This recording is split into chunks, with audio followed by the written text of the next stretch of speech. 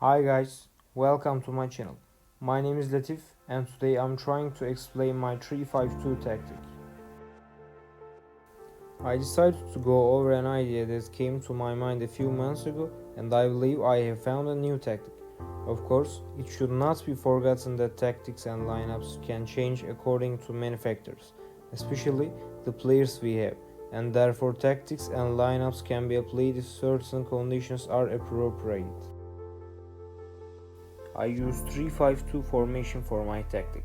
Let's say we have a midfielder with regista like Brozovic and a physically better midfielder without feet as good as him like Zakaria and two high-tempo midfielders.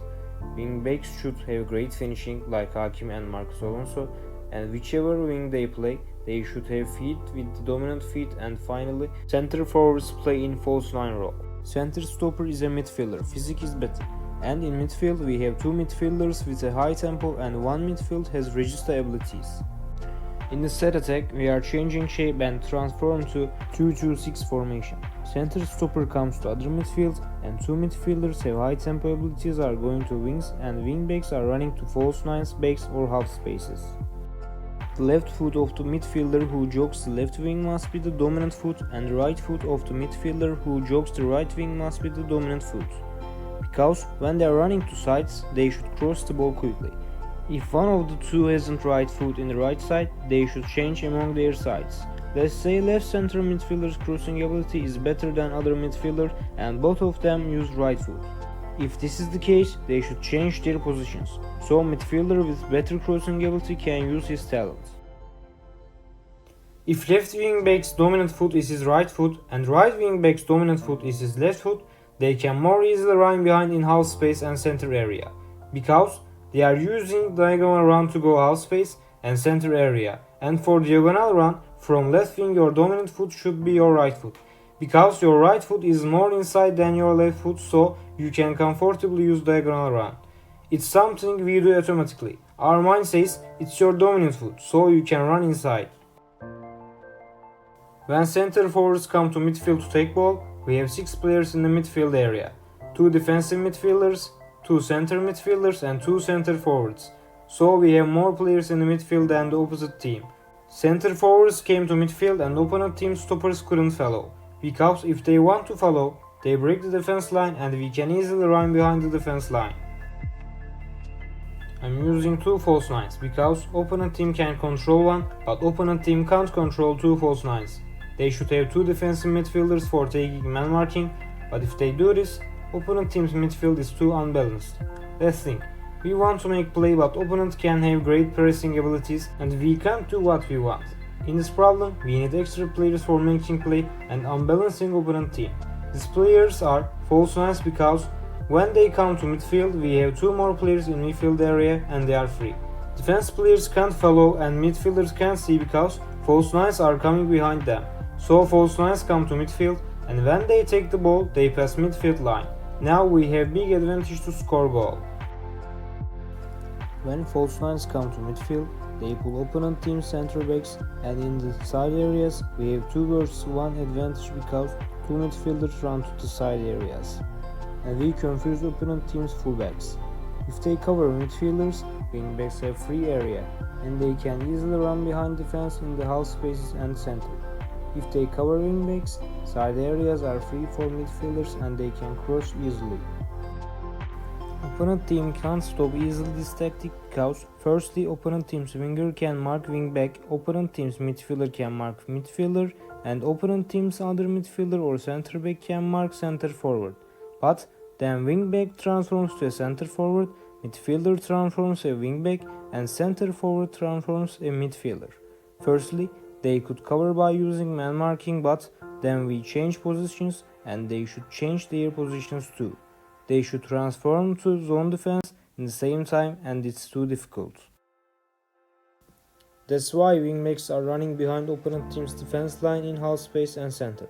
Normally midfielders can run behind opponent team's defense line in half space and center, but if they are running diagonal like wingbacks, nobody can mark easily. And now let's think how we should move in crossing. Let's think of basic attack. In midfield we want to make play. Regista takes the ball. He is looking who has free area. and left center midfield is moving slowly to left wingback. Wingback sees his teammate and runs to Regista.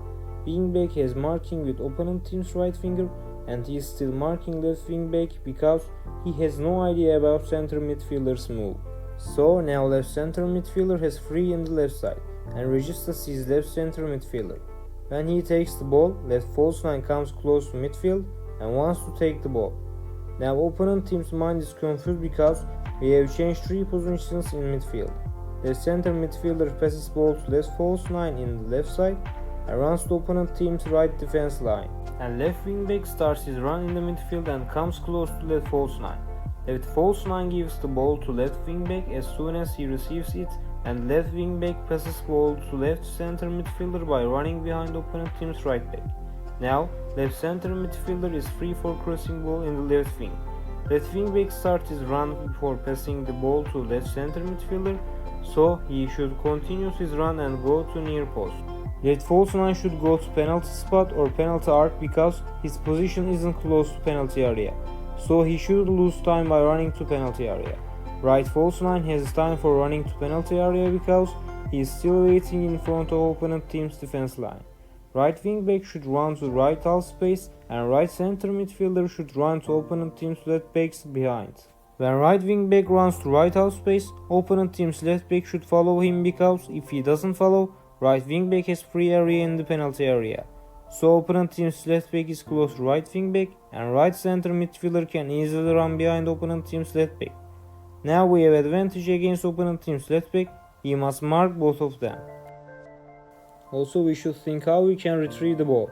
In forward line we should do that, but in behind Regista and other defensive midfielders should be close to forward line, but not too much, because we should protect our midfield and defense line distance. And we should pull the defense line forward as much as we can. Of course we should be careful about opponent team's forward, because if our defense line is too close midfield line, opponent team's forwards can easily run behind our defense line. I said we have 2 high tempo midfielders, so they can easily come back to defense and we can prevent opponent team's counter attack. I don't like watching forwards running behind defense line because when they start to run, opponent team's defense player marking him can run to stop him at the same time. So forward player's chance to escape opponent team's defender is not much. If you want to use anybody for running behind opponent team's defense line, this player should start to run in the midfield. I mean before going to defense line. Because any footballer can't reach his top speed when he begins to run. To reach his top speed, he needs a few seconds. If he starts running in the midfield, when he comes to defense line, he is a threat for opponent team's defender. Then opponent team's defender starts running, but when opponent team's defender starts running, as he reaches top speed, opponent team's defender can't catch him.